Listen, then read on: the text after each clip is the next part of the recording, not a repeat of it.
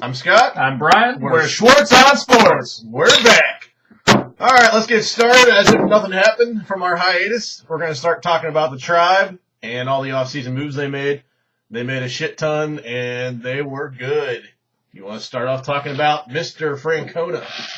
Well, it's nice seeing Francona come in, proven manager for once. Knows what he's talking about. Tito. Knows how to rearrange people to win ball games. He just gets the most out of people. Yeah, and if you look at it this way, he helped break the curse in Boston, so maybe he'll do the same thing here. Yeah, ours is bigger. Well, true. We also signed Brett Myers, who's a pretty good frontline starter. We got Drew Stubbs in the trade for Shin Soo Choo. Awesome defensive player. Our outfield's going to be awesome because we also got Bourne and Swisher. That's Michael Bourne, center fielder from Atlanta Braves. He's good. If you don't know. Swish is probably going to play a lot more first than outfield because we got Brantley out there too. Our outfield looks like Brantley in left, Bourne in center, and Stubbs in right. Yep. And, I mean, you got Chisenhall's blowing up in spring. He's going to be good.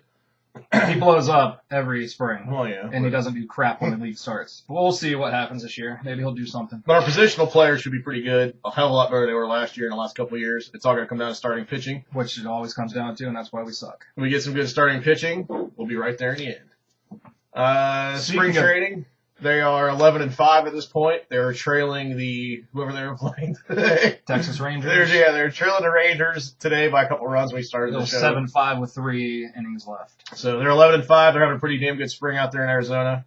And hopefully that continues into the season, which starts on April 2nd. They start the season in Toronto. Then they travel to the Blue Jays. Or, I'm sorry, we gotta redo that too. The Blu-ray. I looked at the second one. Well, at least we know how it's gonna go now, so go ahead. No, we're good. Keep going. What? Alright. So they're gonna travel from the Blue Jays to the fucking Devil Rays. And then, after those 6 games, they will have their home opener against the New York Yankees. Even though they're not the Devil Rays anymore, they're just Tampa Rays. But the Yankees are still the Yankees. The opening day is April 8th, which I will be attending. They play the Yankees, and of course, because of Mr. Bud Selig's stupidity, and I don't know why he's a commissioner, the only time that the Yankees come to town is the opening series of the year, and the Tribe will not see them at home again, which is just wonderful. So I'm looking forward to the Tribe season. I think they're going to be in the season till the end if everybody stays healthy, which will be good. The Central Division's really not that tough aside from the Tigers, but they're pretty much where we are. I think if we stay healthy, we'll be right there in the end. So it should be a pretty solid year. I look forward to seeing them play. And next on the topic is March Madness. The Selection Sunday, which he likes to call Saint Selection Sunday, since it's on St. Patrick's Day this year, is March 17th, coming up here pretty quick. Then we want to talk about our 4 top seeds, which we'll see if that pans out or not. Right. But we believe it's Indiana, Duke, Gonzaga, Georgetown Hoyas. So just Georgetown squeaked in there because they're just on fire. So we'll see if Because the way we look at it is, I mean, I know the committee looks at it as the overall season, how they, with the RPI and all that crap. Yep. But I think from a pure number 1 standpoint, it should be who's the hottest going into the tournament. And these are, we think right now. Well, the hottest with the best record. Right, are the 4 hottest teams. The number 1 team in the nation can't go to 5. Right. So with that being said, we think not only those 4 top seeds have a good shot at winning it all, we think there's 5 teams right now that have a shot at winning the title. And this is in order from our number 1 to our number 5 in terms of winning it, which will change week to week. Right now we got Indiana Hoosiers number 1. Georgetown Hoyas number 2. The Duke Blue Devils at 3, which always seem to make a run in the tournament. The Louisville Cardinals at 4. And the Gonzaga Bulldogs at 5. The Fighting Zags. Which is probably have their best team yet, since I've seen. Well, they're ranked number 1. They better be pretty good. And then there was breaking news here in Akron, Ohio. Local breaking news. The Zips are on fire this year. They're probably going to win the MAC. And their guard is suspended indefinitely pending an investigation for having not just weed delivered to him, but 5 pounds of weed. I mean, come on. He's suspended and pending investigation. He'll probably get kicked off the team because there's no getting away from that one. It's not like you had a little joint. You had 5 pounds of weed. I mean, who the hell has 5 pounds of weed delivered to them? Oh, here it is at my front door. And I believe Ohio State played Purdue today to end the regular season, which I don't know the exact score, but I'm sure they beat them. I don't think they did. They didn't? I don't know. I mean, So, anywho, that's March Madness, and essentially we are a week away from Selection Sunday. All the conference championships start next week, so we'll keep you informed of that. That brings us to the NFL, and he's on fire with this topic about Richard Sherman versus Bayless. I don't know if anybody hates Skip Bayless as much as I do. I'm sure there's a bunch of detractors out there because he's a freaking douchebag. Why the guy has a job in like a prominent position in national sports is beyond me. The guy is a complete major douchebag. Everybody who watches him on ESPN. He's fucking horrible. I should have probably said fucking on YouTube, but oh well. Anyway, Richard Sherman was on there and just tore him apart last week. I think it was like midweek last week. Yeah. There's a quote on here from Sherman to Skip Bayless I want to read because it's freaking hilarious. Basically, Skip Bayless was telling Sherman that he's really not as good as he is, and he's not one of the top 22 players in the league and all this crap, whatever. So Sherman's comment was, and I quote, "You're going to brush it off, but I don't think you're the best 22 anything, in sports, in media, in anything. I think you think more of yourself than you actually can prove. I'll put it this way. In my 24 years of life, I'm better at life than you." Slam! I hate Skip Bayless. He just gave it to him. It was awesome. On that topic of Sherman running his mouth for like the last 2 weeks about how he's awesome, Joe Hayden was on a show. I don't know which one to you. I think it was a local show. Or not. Might have been, I don't know, it might have been Pro Football Talk. But he was a guest there. He was asked who the number one cornerback was. Without hesitation, he said Darrelle Revis, which is a smack to Sherman already, since he thinks he's the man. And then Hayden, clearly all positive, said, "I'm the best. After that, I'm number 2. Right. Which, when he went further by saying Sherman basically looks better than he is because they have an outstanding defense, right, and it gets him recognition. Sherman's a good player on a good team. Hayden's a great player on a crappy team. Same with Revis. So I mean, they're gonna look better. Exactly. So I'm sure there'll be a little feud coming here in the next. But my thing is about the whole Revis thing, which I kind of do agree with Sherman on. Revis has been hurt. He blew his knee out last year. You don't know if he's going to come back. Prior to injury, he was the best cornerback. Prior to injury, his footwork and everything is just by far the best. But you don't know how he's going to come back. So, I mean, I kind of agree with Sherman in the sense that, like, right now, you can't say... because he can't run. Well, now you can't say Revis is the best. That's not what he meant. Well, that's kind of what he wanted. But that's taken us... Let's go to the front office moves that we made this year with Chudzinski hiring. Rob Chudzinski. You know, they went through all this crap with Chip Kelly, who I refer to as the Magic Mallard. I'm so glad they didn't sign him because he's going to just destroy the Eagles, so that was the best thing that happened to us, I think, was not signing. Well, they already got rid of, what, 3 Pro Bowlers? Yeah. I mean, Chip Kelly, his offense may or may not work in the NFL, but the guy's just an ass, and I don't want him leading my team, so I'm glad with that move. But we did hire Rob Chudzinski, who was the offensive coordinator for us in 2007. Made Derek Anderson look damn good. Made Derek Anderson a Pro Bowler when he blew up. So, I mean, obviously he's not a name head coach, but the coordinators that he hired in with him. Well, he works well with young quarterbacks. Right. He did it with Derek Anderson, did it with Cam Newton. So maybe. But it's yet to be proven if he can lead a team. So we'll have to find that out. But the coordinators he hired in with him are just phenomenal. Well, you want me to go? They got Ray Horton from Arizona. He is going to transform the defense into a blitzing machine. So we're going to look more like the Pittsburgh Steelers, Baltimore Ravens coming after the quarterback every time. Going from a 4-3 back to the 3-4. That's why in free agency I think they're going to be pretty busy in the defensive side. And bringing North Turner in is just an awesome hire for an offensive coordinator. One, he'll help Chud out because he was a head coach, and he was basically Chud's head coach for a while. And he's an offensive god. And the guy is probably the best play caller in the league, so that's going to help us out tremendously. It's going to be awesome. So I'm pretty excited about who he signed. And then from the GM perspective, bringing Lombardi in from the NFL Network. Some people said it wasn't a great move, but under Belichick in the early 90s, and late 80s, early 90s, aside from the Bernie Kosar debacle, which we all don't agree with, I mean, he made some really good moves. So, and to give him some fairness, this all happened how long ago? He's a little more mature now. Right. He was just a young pup then, so we'll see what happens. And then starting, what was it? Friday at midnight, the 3-day tampering window opened up, which started off with Kansas City signing someone, which they really weren't supposed to, or getting a deal done.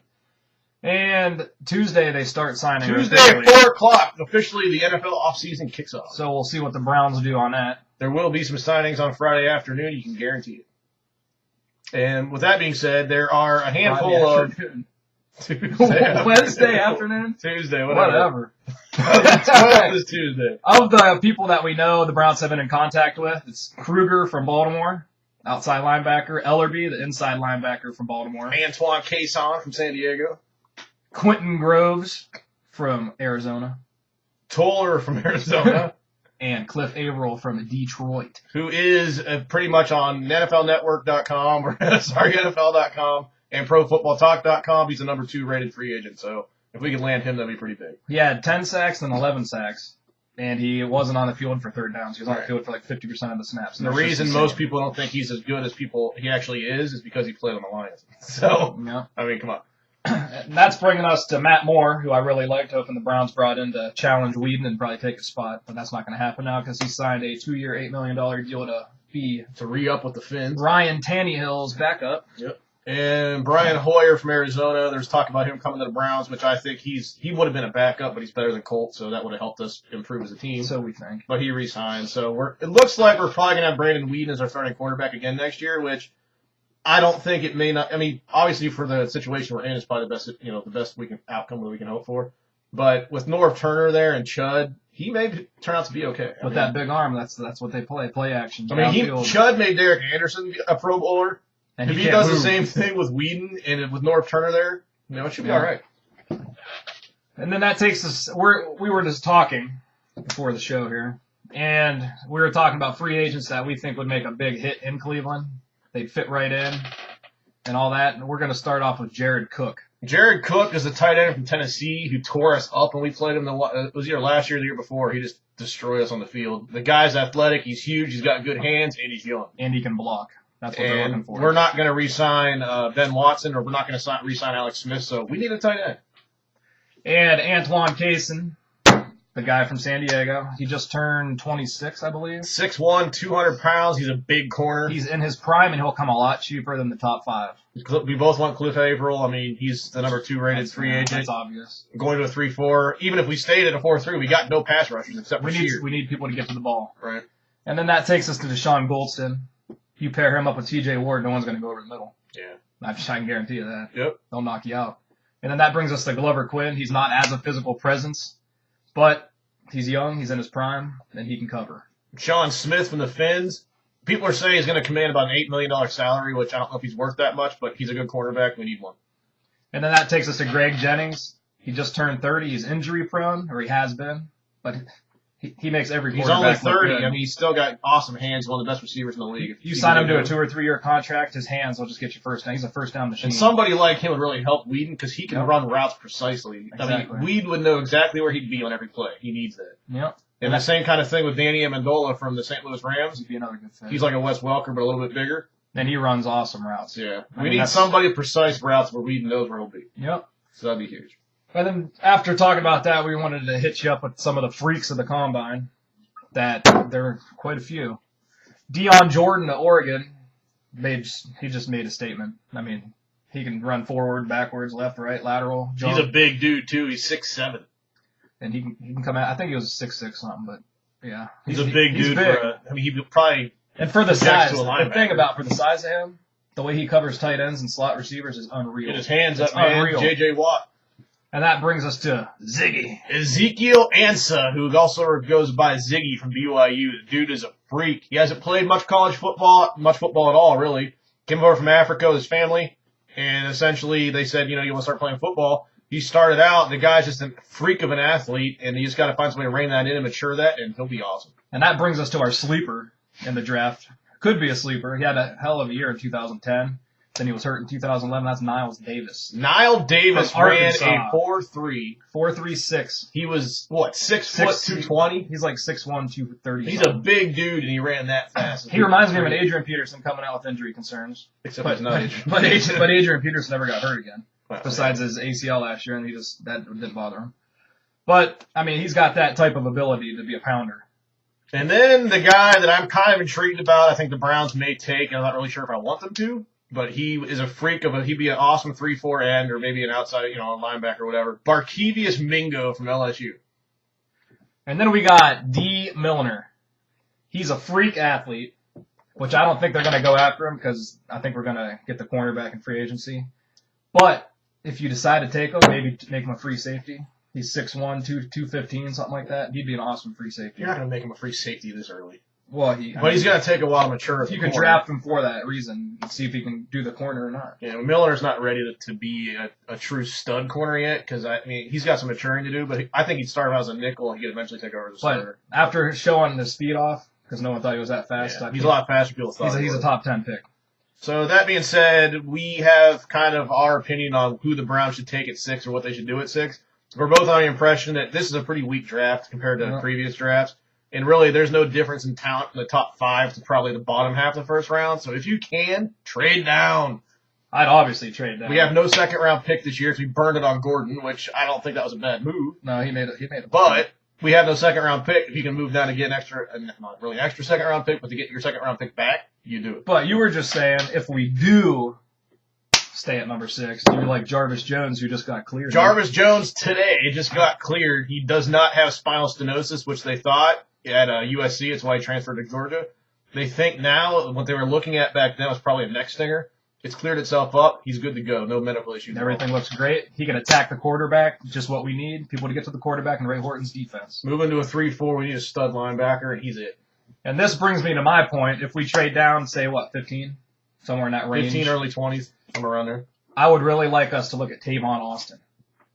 He runs precise routes. He's physical. He's smaller, but he's physical. But the dude's got the moves of Percy Harvin. He's fast. I mean, he's kind of I think he's the next coming of Percy Harvin, just a tad bit smaller. I mean, he benched 19 reps. He's a little dude. He ran a 4.34. He's solid. 4.34. Everyone questioned his speed. He showed that wasn't a problem. But he's going to be a great slot receiver. Yep. And, wrapping this show up, basically, we're done. What we're going to talk about next time is the Selection Sunday is a week from today, which is, the 17th, St. Patrick's Day. Saint Selection Day. So we're going to talk about how the brackets look, our thoughts on which bracket's the toughest, what's probably going to be the Midwest. This week is where Ohio State lands. What are their chances in that side, or that region? We'll take you all the way through the bracket, and we'll see what Cleveland did in the free agent signings and all the other teams and who they missed out on. Yep. And we'll be back with you with that. So until next time, we're Schwartz on Sports. Out.